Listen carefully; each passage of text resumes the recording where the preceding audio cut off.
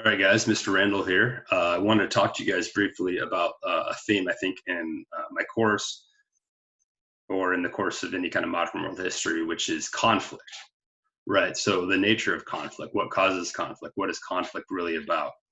So, when we start this class in the beginning, some of the first things that we talk about is, the Protestant Reformation and the subsequent wars that happened throughout Europe, over the next couple hundred years.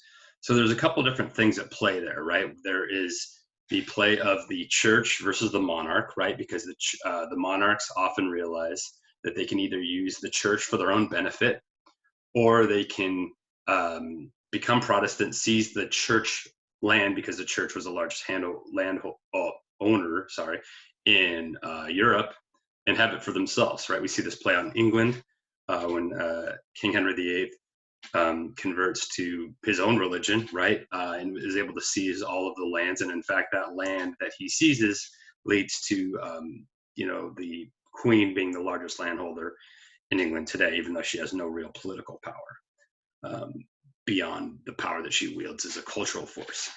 But so that fight was between the churches and the monarchs, right? But for the people, right, oftentimes that could be a Protestant versus Catholic thing, right? Because the people themselves who are fighting don't always feel the need to support their king over a religion unless they feel like that religion is somehow inferior or they believe in something different, right? So we get the conflict over Protestant versus Catholic and Protestant over other Protestant, etc., right? Now, there's another element in there too, which is about power, right? Who has the power? Should the church have all the power? Should the king have all the power? That was part of absolutism, right? Is wanting all the power and needing all the power. And I think out of that absolutism and that, when those wars are predominantly solved, we get into nationalism, right? In the belief that your nation is superior to the other nations, right? And so that nationalism drives a lot of things. It drives drives imperialism and the mistreatment of people in Africa and in the New World, and in Asia, of course, too.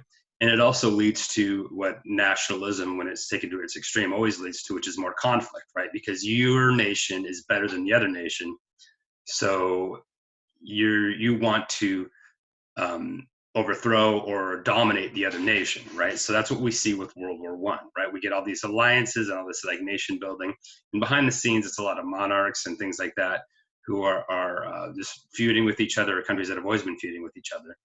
But what it's really about is that nationalism, right? That desire to see that oneself is superior, right? And that takes place predominantly in places like Germany, where they say, you know what, we have the right, we are the greatest nation, we produce the most in Europe, maybe in the world, and we have the right to be superior to everywhere else, right? And they give Austria-Hungary a blank check to do what they're doing, which is Austria-Hungary feels the right to rule over all these different people of different racial ethnicities, of different cultures, and that kind of plays out. And that spark is that group, the Black Hand, deciding that they'd had enough of that and that they want to unite the Serbs in one country, right? Serbia or whatever it may be. Or that these people that are living in Austria-Hungary are being dominated and are not part of a superior group, so they feel like they're maligned, right? And so out of that, after World War I, we get all these different wars, and then we have a little bit of nationalism, right? And we have a little bit of self-determination, and countries get to go their own way, or different groups get to go their own way, but not entirely, right? So Vietnam, for example, which was called Siam, went to Paris Peace Conference. They say, you know what, we want to be separate. We don't want to be French Indochina. We don't want to be the territory of somewhere else. And the Europeans there and Woodrow Wilson laughed at them and said, that's not going to happen.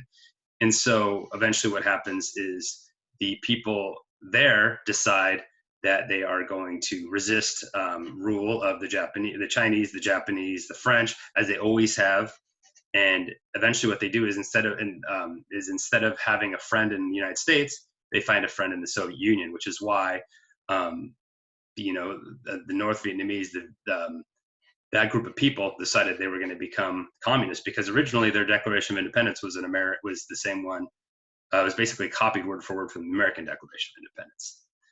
But anyhow, what this all boils down to is eventually countries start looking into themselves and trying to figure out everything that's left over after World War One. Well, out of World War One and that anger about losing and that failure to see that your nationalism was stupid and was not something that you should embrace, people just doubled down on it. That's when you get fascism, this extreme nationalism.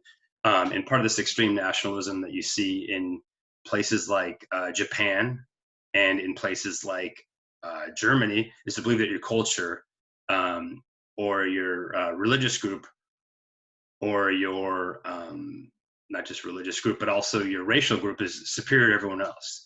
And so that's when we get the the propagation of fascism. We get fascism, right? That you're going to install some sort of great empire for your people, and that you deserve to have that empire, and that hierarchy is good, that you being on the top is good. And part of that push too is that during these 1920s times, the uncertain time, the wreck of various buildings and institutions and powers in Europe and in the United States after the Great Depression, after the stock market crash, during the Great Depression, I should say, there's a lot of socialism going around, right? And so fascism kind of comes out of that because people say, what, socialism, everybody being equal, us using us cooperating in some sort of international socialist experiment, that doesn't seem good to me because we are better than them, right? And fascism took hold a lot of places, right? And in fact, it could have taken hold in the United States, right? Now, it would have been interesting because there's a lot more racial groups here than there were in Germany at the time. But people like Charles Lindbergh, the famous flyer, had very fascistic ideas. And part of that fascism is an inherently anti-communist and anti-socialist feeling, because you believe that there are groups of people that are winners and there are groups of people that are losers, and it's the right of the winners that dominate, right? Very much a very Darwinian viewpoint, right? And you can see how that would sometimes mesh a little bit with capitalism, because capitalism creates hierarchy, but through winners and losers of the market, right? Whereas in fascism, it's muddled. It's based on culture or religion or race or whatever. So eventually what happens is the conflict becomes fascism versus communism.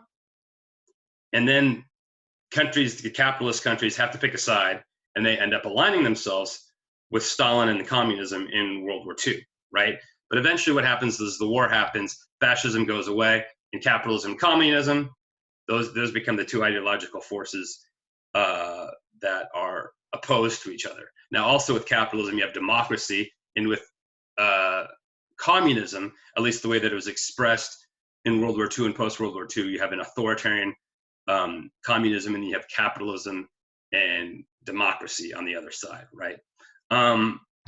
Now, the interesting thing about capitalism and democracy is there's an inherent tensions between the two. One person, one vote, and capitalism is about having winners and losers based on the market. You inherently, if to have a winner, you have to have a loser, right? And so there's a lot of tensions within there, whereas communism says, look, we're going to flatten everything out. We're going to, the people at the top have all the power, and they're going to try to distribute goods and services and everything else down to the people, as it were, right? And there's a lot of different interesting things that play in there. And of course, Stalinism isn't the same as communism, and actually Leninism isn't the same as communism, because of what happened in the Russian Revolution was essentially a group of people that that basically were sick of a monarchy and living in a feudal state, not a capitalist state, as Marx believed it was going to be. But anyhow, that's basically just a discussion of how conflict works out. Now, conflict in the 21st century, right, is also a tension between different types of forces that are at play, right? And you see a lot of this expressed as in the 21st century, for lack of a better term, I'll say authoritarian powers versus liberal democracy. Not liberal as in Democrat liberal, but like the idea of liberalism as it exists on a global scale, right? Free trade, etc. Versus those totalitarian leanings of people like Putin etc. And you also see a lot of people playing it out as Islam versus the West. It's not something I believe really exists like that, because there are plenty of people in Muslim and Western countries that are Muslim, but you see some people write it that way. I think you could say maybe the Middle East versus the West, or I don't really know how to say it because there's a lot of authoritarianism there. Maybe fundamentalist authoritarian regimes versus the West, right?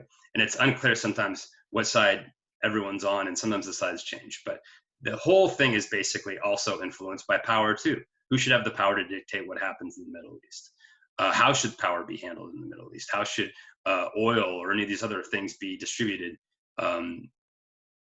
And I think those are just going to continue to come to a hill as we deal with things globally, like pandemics or climate change or anything else that we experience, right? Because a lot of these ideologies around the globe, and maybe even sometimes our own in certain ways, are unsustainable because things should change as the nature of the globe changes.